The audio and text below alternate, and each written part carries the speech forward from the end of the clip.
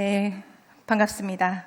제가 오늘 아침에 9시에 저는 이제 진해 영광교회를 섬기고 있습니다. 그래서 진해에서 9시에 이제 저희 아동부 예배를 드리고, 제가 아동부 교사거든요. 그래서 이제 아이들을 섬기고, 그리고 이제 찬양대, 이제 오늘 은혜로운 찬양 들려주셨는데 찬양대 연습까지 제가 다 하고, 그러고 본 예배 시작하기 전에 이제 출발해서 왔습니다. 그래서 여기서 오니까 한 2시간 반 이렇게 정도 되더라고요. 그래서 제가 왔는데, 제가 말씀드리는 그 진해가 목사님의 고향입니다.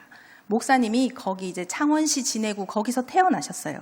그래서 거기에 주기철 목사님 기념관이 세워져 있습니다. 2015년에 개관을 해서 이제 올해로 10년째 운영을 하고 있습니다. 그래서 그곳에서 제가 학예사로 근무를 하고 있습니다. 혹시 학예사라는 직업 들어보셨습니까? 예, 아시는 분들 많으시네요. 학예사라는 직업이 이제 말 그대로 이제 큐레이터 해가지고 전시를 기획하는 사람입니다. 그래서 이제 뭐 박물관이나 기념관이나 그런 곳에서 이제 전시를 기획하는 사람인데, 제가 그 기념관에서 일한 지는 올해로 3년째가 이제 되고 있습니다. 그래서 제가 지금도 이 자리에 서 있는 게 이제 너무 떨린다고 이렇게 말씀을 드렸는데, 제가 기념관에 가서 일하게 하신 것도 저는 하나님의 뜻이라고 생각을 하거든요. 근데 그 하나님의 뜻 가운데 정말 절묘하게 모든 것이 탁탁탁탁 이렇게 맞아 떨어지는 그 타이밍들을 정확하게 저는 이제 경험을 했거든요. 신기하게도 저는 하나님을 믿는 사람이 아니었습니다. 그리고 결혼하고 나서 하나님을 믿게 됐어요. 그리고 지금 이 교회를 이제 다니면서 이제 신앙생활을 하다가 우연치 않게 제가 하고 있는 직업을 내려놓고 하나님은 이 학예사라는 직업을 공부를 시키시더라고요. 그래서 공부를 하고 여기에 와서 기념관에서 이제 제가 이제 다시 안 믿던 사람이 복음을 전하는 일을 하기까지 하나님이 철저하게 저를 어떻게 사용을 하셨는지를 진짜 한 3시간, 4시간을 여기서 떠들어도 될 만큼 이제 제가 간증거리가 있는데, 그 내용은 다음에 불러주시면 제가 말씀을 드리도록 하겠습니다. 오늘은 목사님 이야기를 들려드리러 왔으니까 제가 충실하게 이제 목사님 이야기를 들려드릴 텐데, 오늘 와서 보니까 여기 황금동 교회가 122년 됐다고 하시더라고요. 그래서 와, 진짜 여기 이 교회가 3.1 운동할 때 또 앞장서신 교회라고 제가 들었고, 이 교회에 와서 제가 목사님을 전할 수 있게 돼서 정말 영광으로 생각을 합니다. 오후 예배라서 솔직히 많이 안 계실 줄 알았거든요. 근데 너무 많이 앉아 계셔서 제가 이제 막 떨리는데, 간단하게 이제 소개드리면, 저희 이제 진해 영광교회는 성도수가 한 60명 정도 되는 것 같아요. 교회가 좀 작습니다. 작은데 이제 전 교인이 정말 열심으로 하나님을 섬기고 있는 그런, 진짜 하나님 잘 믿고 있는 그런 교회인데, 오후 예배 때 한 20명, 30명 앉아 계세요. 저희가 이제 그런 교회에서 이제 제가 예배를 드리다가 여기에 와서 지금 눈을 어디다 둬야 될지 지금 잘 모를 정도로 지금 너무 많이 앉아 계셔가지고, 이제 목사님 얘기를 이제 본격적으로 들려드리도록 하겠습니다. 목사님 어떤 분이신지 모르시는 분은 아무도 안 계실 거예요. 그런데 이제 그 신앙이 어떻게 해서 목사님이 순교를 당하셨는지까지의 과정을 아까 목사님께서 너무 잘 설명을 해주셔가지고, 제가 솔직히 여기 서서 할 얘기가 없을 정도로 짧고 간단하고 딱 핵심만 아주 잘 전달을 해주셨거든요. 그런데 그 영상, 목사님 설교에 보탬이 되어드릴 만한 영상을 보여드리도록 하겠습니다. 시간은 한 5분 정도고요. 그 5분짜리 영상을 저희 기념관에 오시면 틀어드리는 영상인데, 목사님의 생애를 다 담고 있는 영상이니까 그 영상부터 보시고 나서 제가 이어서 말씀을 드리도록 하겠습니다. 네, 영상 틀어주세요.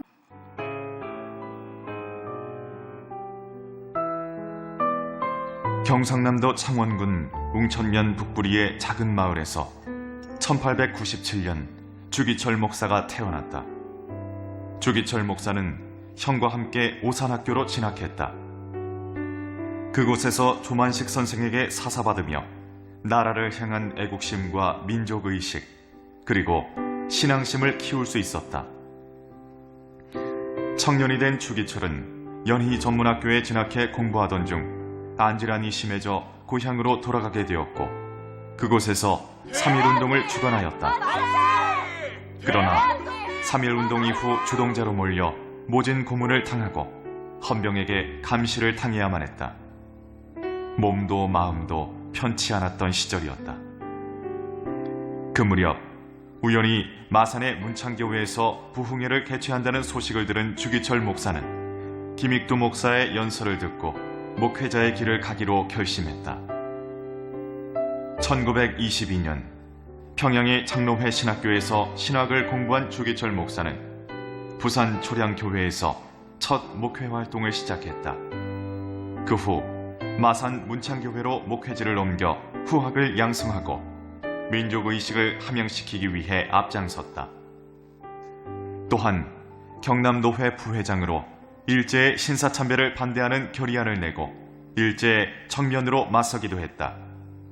그러다가 일본 경찰의 요주의 인물이 된 그는 탄압이 심해지자 평양으로 사역지를 옮겼다. 당시 평양은 신사참배 강요와 탄압을 받고 있었다. 주기철 목사가 처음 평양 산정연 교회로 부임하던 날 처음 강단에 서서 강연한 것은 신사참배를 반대한다는 것이었다. 그러나 일제의 강요는 날이 갈수록 집요해졌다. 절대 신사참배를 할 수 없다고 거부하는 기독교회에 강압적으로 일본 국기를 개양하게 하고 황국신민서사를 제창하게 한 것이다. 일제는 주기철 목사 등 신사참배를 반대하는 요주의 인물들을 사전에 검거하고 장로교 총회를 협박하여 신사참배를 찬성한다는 서명을 받아내고서야 주기철 목사를 석방시켰다. 옥고를 치르고 나온 주기철 목사는 평양의 신도들이 신사참배 압력에 굴복할 의지가 없다는 것을 공표하였다. 그러자 일제는 노무회 사건 주도자로 주기철 목사를 붙잡아 신사참배를 찬성하라는 고문을 하기 시작했다. 일제의 억압은 참혹하고 집요했다. 감옥에 갇힌 주기철 목사는 사람이 감당할 수 없을 정도로 모진 고문을 당해 온몸이 지키고 손발톱이 다 빠졌다. 그럼에도 불구하고 주기철 목사가 뜻을 꺾지 않았다.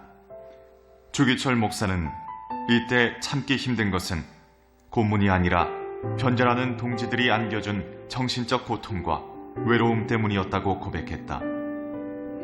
모진 고문 끝에 석방된 주기철 목사는 다시 강단으로 올라 기도와 설교를 한다. 일제에 항복해서는 안 된다는 것, 신사참배를 해서는 안 된다는 것이었다. 이를 두고 볼 수 없었던 일본 경찰은 1944년 4월 13일 다시 주기철 목사를 투옥시켰다. 더 이상 자신의 몸이 버틸 수 없을 것 같다는 것을 직감한 주기철 목사는 재혼한 아내 오정모에게 유언을 남긴다. 나는 여덟해 후에는 아무래도 소천될 것 같습니다. 지금까지 몸이 부어올랐습니다. 막내 주강조에게 생명보험을 든 200원으로 공부를 시키십시오. 어머님께 봉양 잘해드리고 가족들을 부탁합니다. 내 하나님 앞에 가면 조선 교회를 위해 기도하오리다. 아내와 면회한 이튿날 주기철 목사는 내 영혼의 하나님이여 나를 붙들어 주십시오 라는 기도를 남기고 밤 9시 47세를 일기로 순교하였다. 우리 민족을 위해 투쟁하고 신앙을 지키기 위해 헌신한 큰 별이 지는 순간이었다.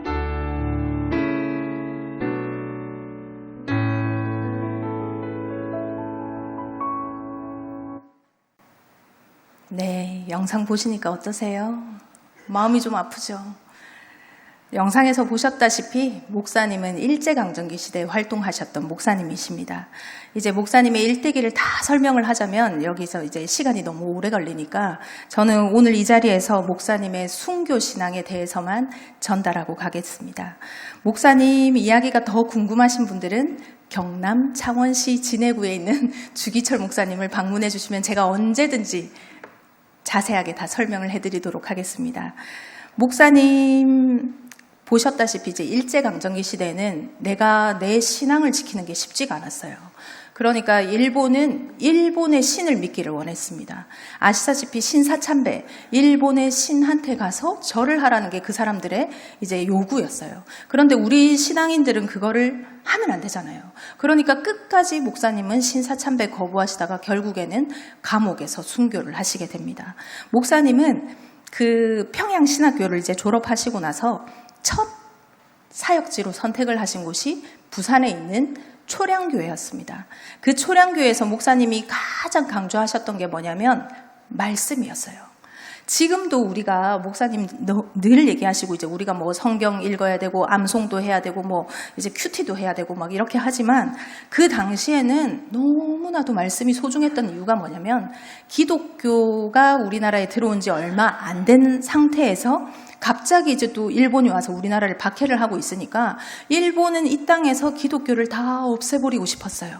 근데 우리는 이 신앙을 끝까지 지켜야 되기 때문에 우리가 이 신앙을 지키기 위해서 할 수 있는 가장 기본적인 방법은 성경 말씀이었어요.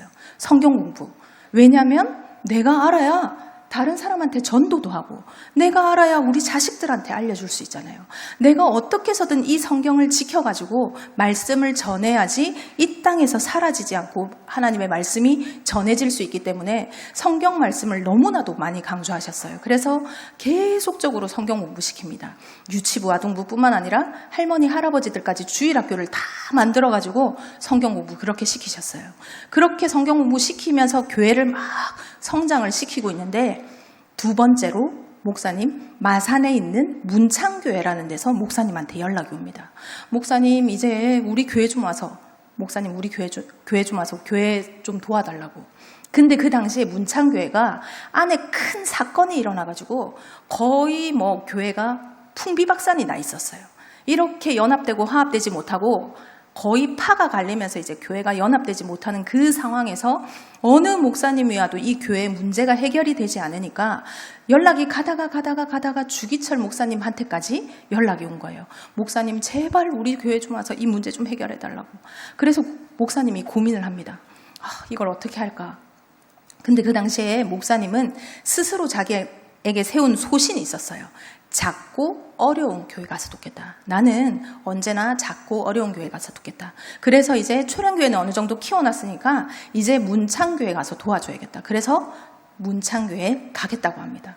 그러니까 초량교회에서 난리가 났어요. 목사님 보내기 싫으니까 가지 말라고 바지가랑이를 붙들고 난리가 납니다. 좋은 목사님 보내기 싫으니까 목사님 가지 마세요 하고 계속적으로 붙들어요.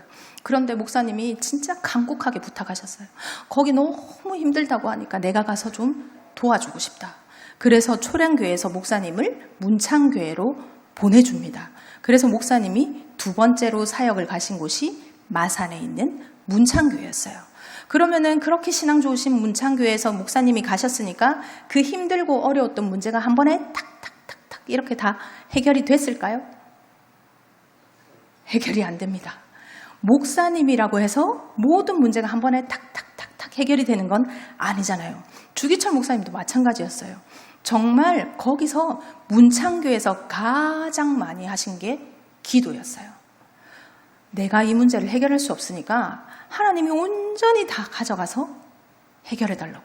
그렇게 진짜 열심히 기도하십니다. 근데 우리 성도님들 힘들고 어려울 때 기도하시면 하나님이 바로바로 응답을 해주십니까? 안 해주시죠? 기도 바로 응답을 안 해주시잖아요. 마찬가지였어요. 목사님이라고 다르지 않아요. 목사님 정말 열심히 기도하셨거든요. 강대상에서 진짜 열심히 기도하고 교회에서 그렇게 열심히 기도했는데 한 달이 되고 두 달이 되고 아무리 지나도 기도에 응답이 오질 않는 거예요.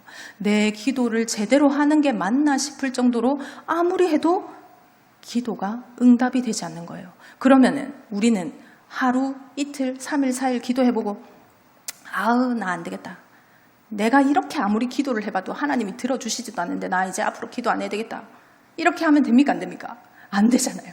하나님, 그 당시에 목사님은 정말 생각을 이제 다르게 내가 이제 기도를 이렇게 해도 열심히 하는데도 안 들어주시니까 멈춰야 되겠다가 아니라 내가 어떻게 하면 하나님이 응답을 하실까?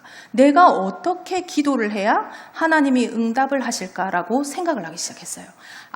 내가 아예 작정을 하고 장소를 딱 정해놓고 그 장소에서 작정을 하고 내가 기도를 해야겠구나. 그래서 목사님은 마산에 있는 내가 어디를 기도처로 삼으면 좋을지를 찾아다니기 시작합니다. 거의 찾아다니다가 나중에 마산의 무학산이라는 데를 올라가게 돼요.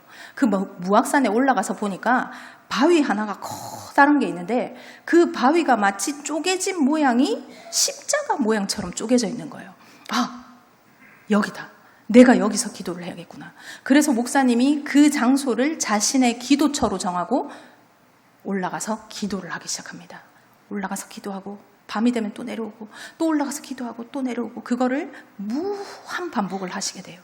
그 바위가 지금도 마산의 무학산에 가면 그 자리에 그대로 있어요. 그 자리에서 목사님이 계속적으로 기도를 하시게 됩니다.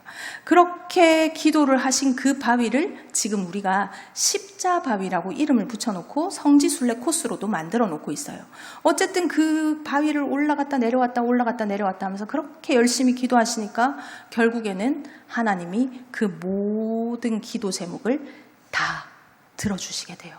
그게 6년 만에 응답을 받았답니다. 그러니까 우리가 정말 힘들고 어려운 일이 있어도 기도 멈추시면 안 돼요. 이게 목사님이 기도해서 6년 동안 그렇게 열심히 기도해서 이제 응답을 받으셨으니까 우리는 하루 이틀 3일 4일 이렇게 기도하고 멈추는 게 아니라 내 기도에 응답하실 때까지 끈질기게 하나님 붙들고 기도하시기 바랍니다. 그 당시에 목사님은 그렇게 해서 교회를 다시 다 하나로 만들어 놓고 나니까 그 다음에 평양에 있는 산정현 교회에서 목사님에게 연락이 옵니다. 목사님, 이제 우리 교회 좀 와주세요. 우리 교회는 원래 1000명이 되는 큰 교회인데 성도수가 100명으로 뚝 떨어졌어요. 제발 우리 교회에 와서 이 문제 좀 해결해 달라고. 목사님이 그 간절한 요구에 평양으로 사역지를 3번째 사역지를 옮기시게 돼요. 목사님은 그 당시에 이제 얘기를 잠깐 드리면 우리나라 일제강점기 시대에는 남북한이 갈라져 있지 않잖아요. 남북한이 갈라져 있지 않던 그 시기에는 잘 아시다시피 남한하고 북한하고 봤을 때 북한이 경제적으로 훨씬 더 잘 살았어요. 일제강점기 시대에는. 남한보다 한 10배는 더 잘 살았대요. 경제적으로. 자원도 풍부하고 했기 때문에. 그리고 잘 아시다시피 평양 대부흥운동을 시작으로 해서 크고 잘 나가는 교회들은 거의 다 북한에 다 있었습니다. 그러니까 북한에 있는 큰 교회들을 일본은 가만히 놔두질 않아요. 일단 예배를 드릴 때 우리처럼 이렇게 예배를 드리고 있으면 우리만 예배를 드리는 게 아니라 일본 순사들이 저기 뒷자리에 딱 들어와서 앉아 있는 거예요. 앉아서 목사님 무슨 설교하시나 듣고 있다가 장로님 오늘 기도는 어떻게 하시나 듣고 있다가 왜 저런 얘기해? 자기네들 정책하고 안 맞는 얘기를 하면 그 자리에서 일어나서 그냥 설교를 끊어버리는 거예요. 그런 식으로 예배를 계속적으로 방해를 받던 시대였어요. 그러다 보니까 그 시대에는 목사님이 강대상에 서서 자기가 하고 싶은 얘기가 있어도 마음대로 전하지 못하던 그런 시절이었어요. 그런데 주기철 목사님이 그 평양에 있는 산정현 교회 가서 강대상에 올라가서 신사참배하면 안 된다고 얘기하니까 일본군이 난리가 납니다. 왜냐하면 자기네들이 늘 강조하는 신사에 가서 절을 하라는 걸 오히려 하지 말라고 얘기를 하니까 난리가 난 거예요. 왜 그런 얘기 하냐고. 그런데 목사님은 끝까지 뜻을 굽히지 않았어요. 왜냐하면 우리 하나님 믿는 사람은 끝까지 어떻게 해서든 신사 가서 절을 하면 안 된다였어요. 마찬가지잖아요.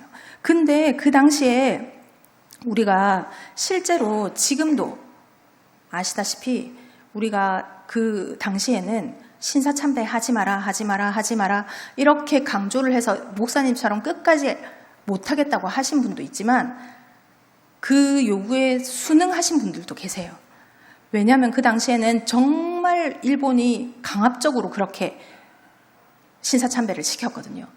우리가 뭐 이렇게 예배를 드리는 그 예배 개념으로 받아들이지 마. 예배 개념으로 받아들이지 말고 국가 의례라고 생각해. 그냥 국기에다가 절하듯이 그냥 그렇게 절하는 거라고 생각해라고 얘기할 정도로 그 정도로 일본은 계속적으로 신사에 가서 참배를 하길 바랬어요.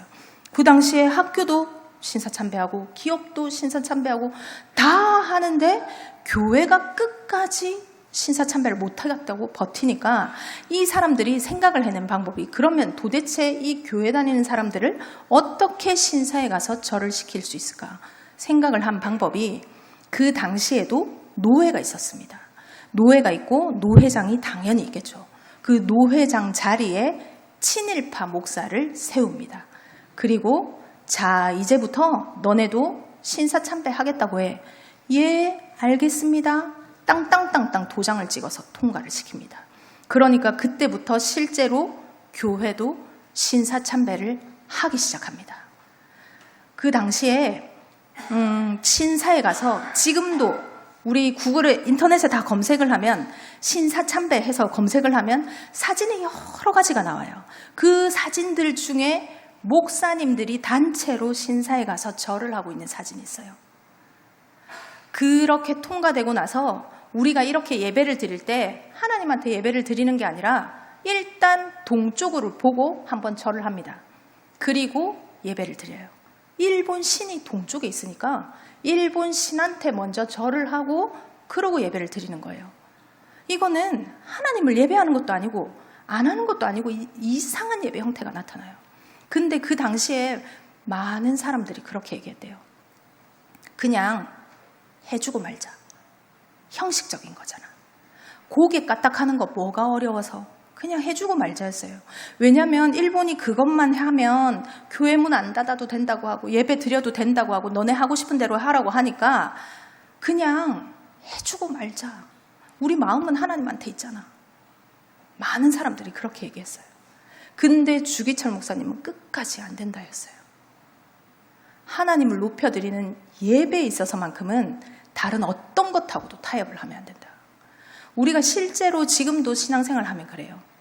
우리가 사람이다 보니 실수도 많이 하고 죄도 많이 짓습니다. 순간순간 이게 내가 알고 지은지 모르고 지은지 뭐 판단하기 힘들 정도로 죄를 많이 지어요.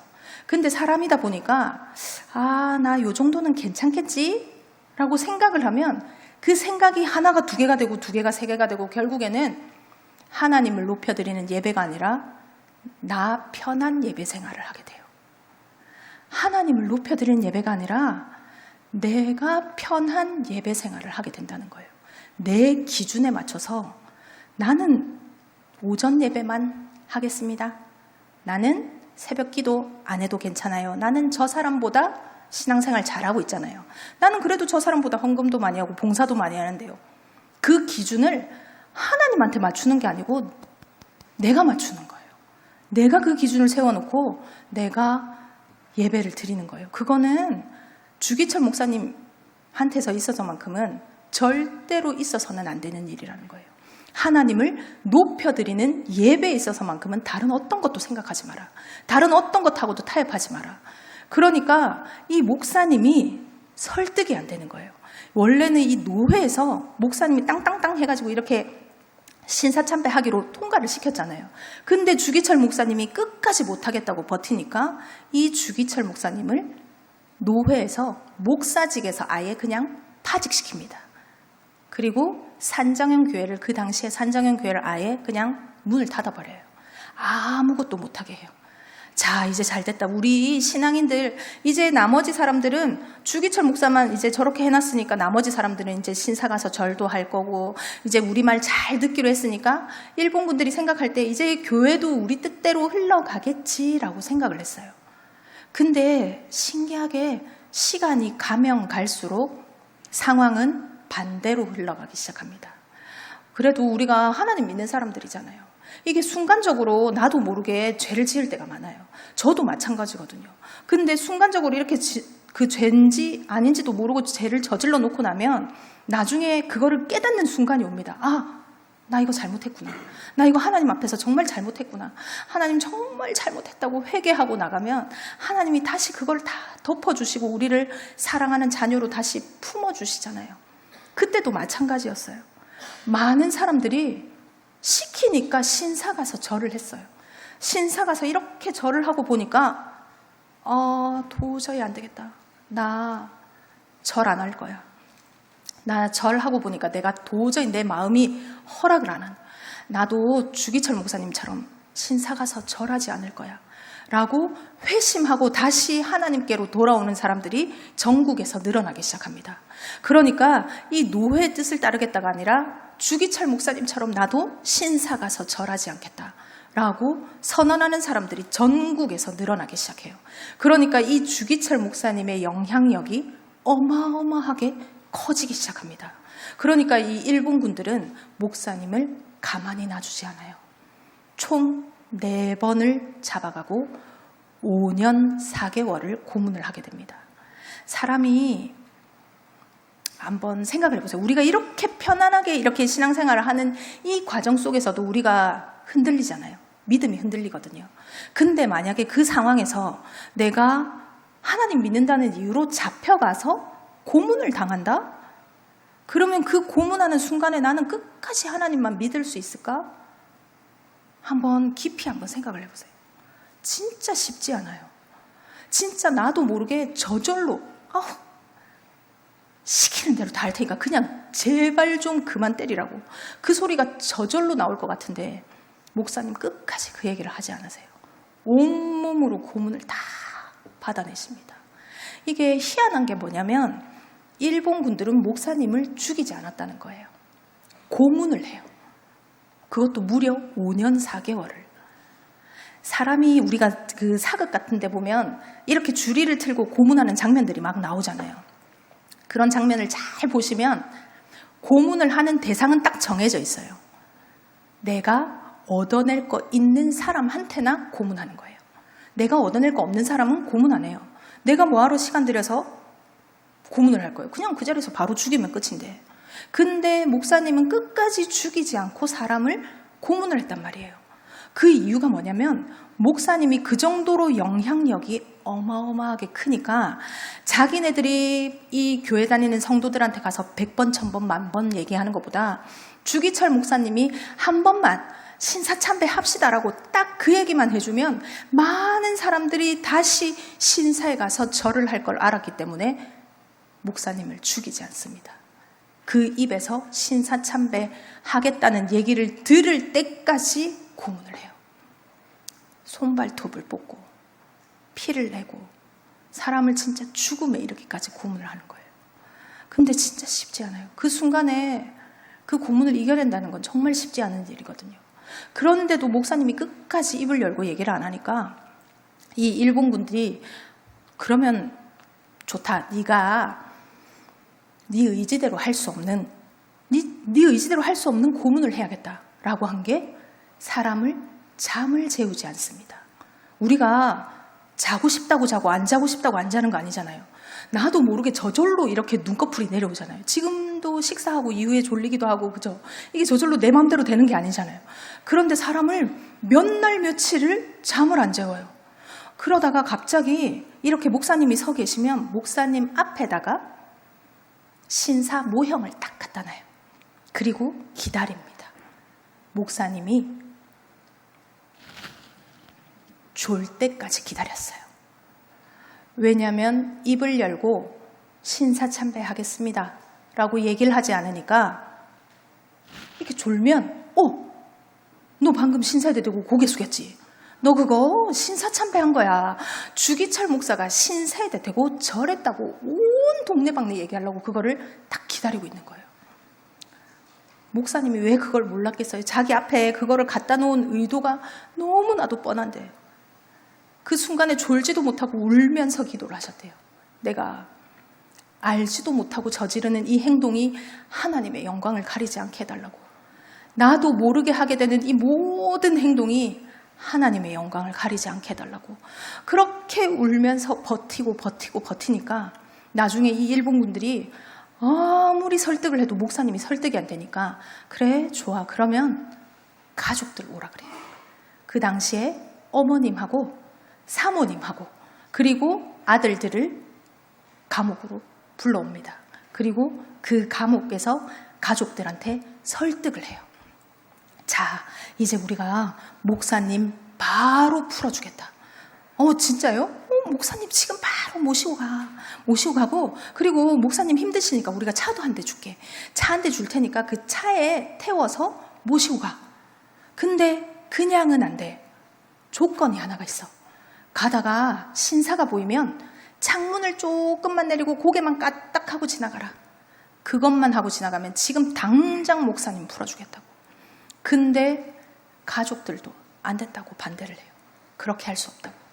그러니까 이 일본군들은 자기네들이 사람으로서 할 수 있는 모든 수단과 방법을 다 써봤는데도 불구하고 안 되니까 그래?